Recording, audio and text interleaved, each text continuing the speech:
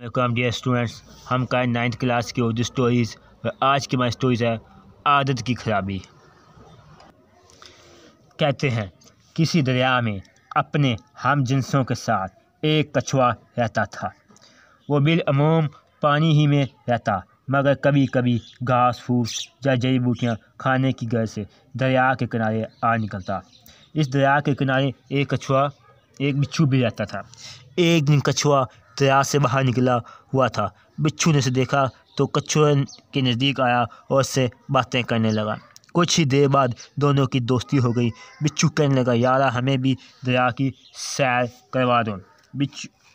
कछुए ने हामी भरी और कहने लगा, तुम मेरी पीठ पर सवार हो जाओ, पानी में उतर जाऊंगा। प्रोग्राम के मुताबिक बिच्छू कछुए की पीठ पर सवार हो गया और कछुआ दरिया की सतह पर तैरने लगा। कुछ देर बाद कछुए को खट खट की आवाज़ सुनाई दी। कछुए ने बिच्छू से पूछा, ये आवाज़ कैसी है? कछुए ने जवाब दिया कि ये मेरे डंक की आवाज़ है, मैं तुम्हारी पीठ पर डंक मार रहा हूँ। कछुए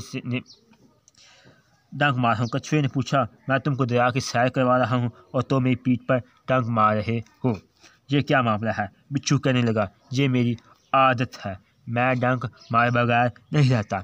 इसलिए में कछुए ने दरिया में गोता लगाया तो बिच्छू पानी में गिर गया और लगा डूबने। बिच्छू ने पूछा, ये तुमने क्या किया? कछुए ने कहा, ये मेरी आदत है। इस तरह बिच्छू पानी में बह गया। किसी ने सच ही कहा है कि फितरत तब्दील नहीं होती, नतीजा फितरत कभी तब्दील नहीं होती।